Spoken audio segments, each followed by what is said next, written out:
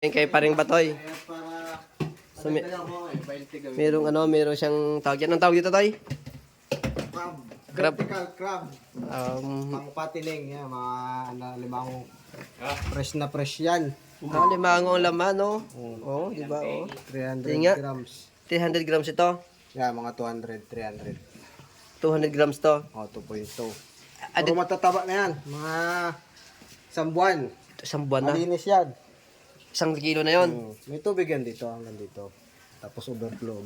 Ngayon, nalinis ko pa lang. May kita ang kakain yan, Teng? Oo. Ay. Libre na. Wala naman siya atang ano eh. Malinis na yan. Oo, ano.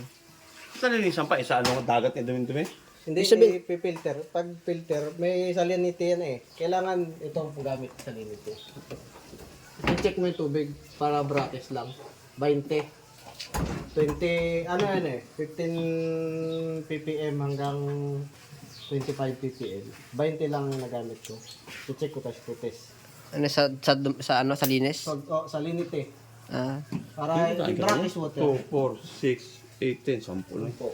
Agad ni Bossing Alex eh, 20. Pwede yung dalawa ba sa isang ganyan? Hindi, mag-aaway. Ano ito? Parang, ano mo rin? Parang businessman style. Oo. Sunod, magbibinta na ako. Sunod na buwan. Ngayon, pangkonsumo. Ngayon to, kailangan ate daw, sa katapusan. So, lumaki na ba yan? Oo, mga ano na siguro to. Galing 3.3, mga 3.5, mga ganyan. Ilang kilo mo yung bago i-dispose, Toy? 1 kilo? Hindi, 3.3 yan na yan. Hanggang, pinakansagad yan, mga 4 grams, 400 grams. Bintahan na yan, 1 kilo 3. Pero yung dumating yan dito. Pero ang quality niyan, mga Saan mo na kuha yung alimango nito? Saan mo na bili? pispan. May mga aligi na yan. Pero mas maganda kung Pispan din, no? doon sa kabila, kana Tito Boy. Mas maganda kung ang pulaan ang tawag dyan eh. Pag mga mas maganda dyan kapag king crab, mga isang kilo Dapat yung mo isa. kailangan din ka nakuha. Wala nga doon, available. Ah, ibig sabihin, ano to? Tawag yan, may tawag pa dito sa pulahan. Ang Pulahan tawag- yan. Ang tawag dito? Mananawid? Hindi, ang mananawid yun yung bulik, yung king crab. Ito ay, Pulahan ang tawag nila dyan. ano, Malinis na malinis yan. crab. Ayan, bali, ito mga kumandir. Ang tubig dito ay alat. Alat na may fresh water. Pinadsama. Yung tawagin Tama. tapsing. Yan, magapalit ako ngayon eh. Yan, sige, to, ipalit na kayo, Toy. Iti-testing ko yan. Alat. Ito, ang salinity nito, alat ito eh. Check mo nga. Pero dito makikita, sinisilip to eh, yung spot ito. Ah, Pag nasilip, yan, pag tubig alat ang salinity dito ay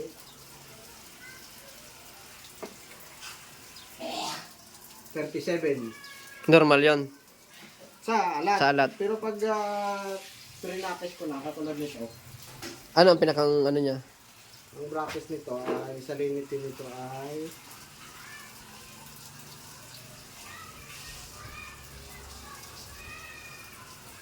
oh, 20 na lang. Naglalaro lang yan dyan. 20 hanggang 19, 20 hanggang 25. Yun ang pinakang, ano niya, standard dyan yan. mabubuhay ang crab. Tsaka lukan. Oh, buhay ng lukan. Oh, standing ko na rin lukan. Malinis na yan, pwede na yan. Oo, masarap ng pulatanin ni Tigas yan. Yan ang ano, ito, isang motor. Pinakang ano niya. Pinakasaksyon yan. Kasi tumutuloy yan, ayan ah. Pinaanda natin.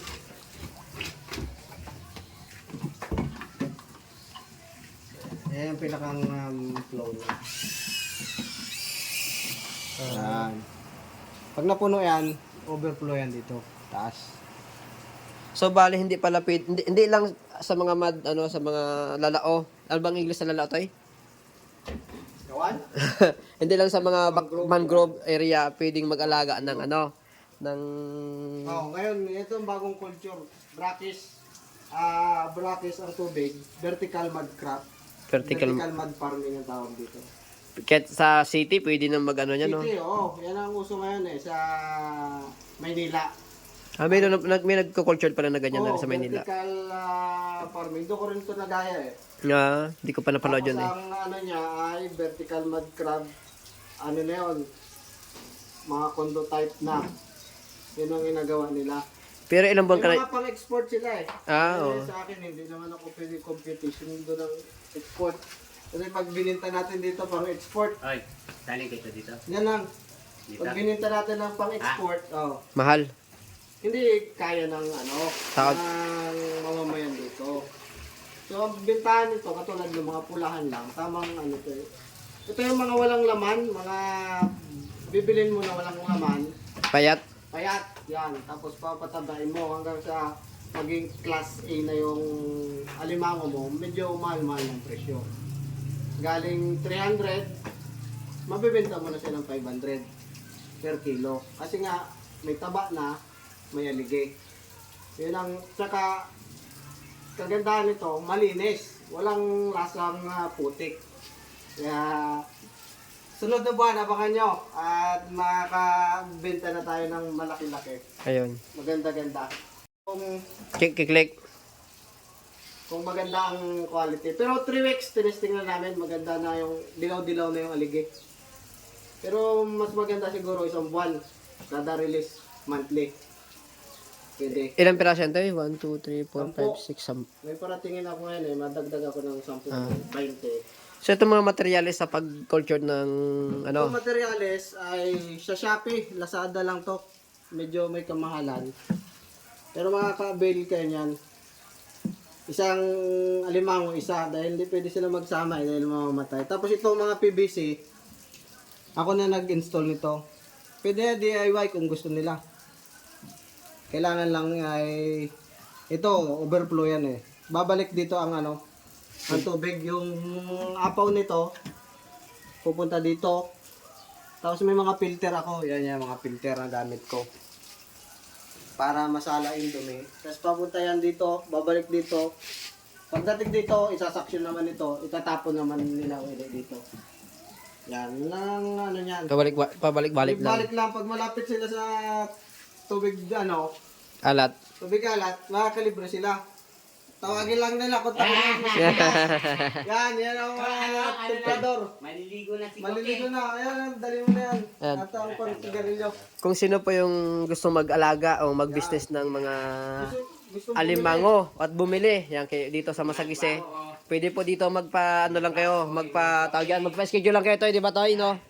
pag may available, mag-post lang ako. So yan, mag-post lang at kailangan magpa-schedule kasi. Siguradong matataba ito dahil malinis at vertical inalagaan na, hindi na mapuputikan yung alimango, malinis na. Ayun. So, Sunod na buwan, pwede na. ayan, ganda. Commander no? Oo. Kay Commander lang kayo magsabi at mabibilan natin ng magpa-reserve, pwede. Ayan, Halimbawa, may bisita kayo, may okasyon sa inyo, baka may alimango ka dyan, Commander, 2 kilo lang, yan. Kontakin nyo lang si Commander at Dideliveran kayo. deliveran kayo kapag may available na alimango. Yan o. Yung, Yun lang. gusto mag-business ng mga alimango, kahit sa city, kahit sa bahay nyo. Gustong mag-business nila. Mga pwede backyard, yan. pwede ito, no? Medyo, sa starting, medyo mararamdaman mo lang na medyo malaki-laki ang gastos. Pero, maganda naman, hindi pa ako namatayan ni isang beses. Yun lang namatay nung kinatay na. Nung Pero niluto na. nakatikim na isang harvest pa lang. Goods, mga loads, mga commander. Basta contact lang kayo kay Commander Jubek kung gusto niyo magpa-reserve. Bili na alimango pag may mga bisita o kaya may okasyon sa inyo. Kasi itong ganito ni Paring Batoy, dadagdagan daw. Magiging Dadagdagan niya. 20 na yan. Ayun, magiging 20 na daw itong kanyang tawag yan, Toy? Sunod na linggo ng vertical cage. Vertical cage. So, parang sa manok din, no? Oo. May ano din. So, ayan. Ay, kung gusto niyo na magpa-set up kay Paring Batoy ng ganito, dito sa Mindoro. Pasikat medyo mahal pero kaya niyo naman to DIY. Hindi. Madali lang yan to. Pwede mong turuan, no? Sa Pwede, YouTube, maraming tutorial. Pwede. pwede magpaturo. Message lang kay Commander Jubek, basta... Dito po sa Mindoro. Basta libre ang siyempre, hindi ko alam kung kay Paring Batoy. libre ang ni Commander Jubek, libre ang vlog. Ayan. Ito, pagse-set up ng vertical cage, tapos may PVC, tapos yung tubig, tapos itong tubig alat ito galing sa dagat. Yan. lalahukan pa ito ng tubig tabang. tabang, tapos may panimba si Batoy na Ito, salinity test. salinity. Yan. Kailangan daw yung Shopee lang din to, ETC. yung abilis daw nun ng alat at ang tabsing ay ng alat ay 20% ba yung tawag doon tayo? PPT, PP. PPM, parts per million sa PPM. Yan, sa ppm basta yon. So ayan no, yung gustong mag crab farming, Yun, pwede po yung sa magsimula. wala kahit di na po sa mangrove. Oo, sa bahay na Sa lang. bahay na lang Kung gusto nyo mag-alaga, pangka food consumption, pwede. Yan. So ang pagkain nga pala niyan tayo, Tay. Ha? Pagkain. Ang pagkain nito ay yung ano lang, ng kay Ansel, manamse. Ang pagkain ko. Pero minsan, hinahaluan ko nito Lukan. lukan para yung calcium ng alimango Tumi- mas maganda. Matipid lang naman to. Isang manamse, pwede nyo hatiin. Kasi ang pagkain nito tuwing gabi. Gabi lang. Oh, pero mostly umaga, gabi. Pero sa akin, gabi lang.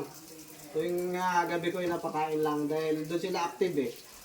Doon mas anong kain nila. Siguro isang buwan magkakaroon na yung magandang aligi at mataba na. Ayun. So pagkain, manamse, lukan. Tutorial na sa YouTube marami. Doon ka lang din ako sa YouTube. Saka sa mga group, yon. Seminar, kung gusto mo mag-seminar. Meron doon sa pero sa akin, hindi na ako nag-seminar eh. Hindi medyo May idea na. konti pa yung kaalaman natin, pero otay-otay. Ano pa rin siya, pwede na rin siyang kung sa export kapag magaganda alimango. Mostly maganda talaga dito yung yung king crab. Malaki. Kaya niyang ng 1 kilo. Isa. Yun nga lang, hindi bintahe sa dito pang mamamayan dahil Medyo malaki at mahal. ang kilo ay Ginto. ginto 700 800 di isang alimango lang yon, pero dito sa Pulahan medyo maganda, makakatatlo bago 1 kilo, nakakahati-hati ang isang pamilya. Ayun. Lang. Yun, salamat. Ulitin ko sa gusto pong mag-alaga, ito ay DNA pa rin Batoy. Dito lang po sa bahay po nila ito. Bahay, loob lang ng bahay. Hindi na po sa mangrove. Ito po yung crab farming ni Paring Batoy. So maraming salamat sa mga kakommander ko diyan. Ayun na, sana nakakuha kayo ng idea no sa mga taga Binduro diyan. Ayun, maraming Business. salamat pre. Yes, salamat.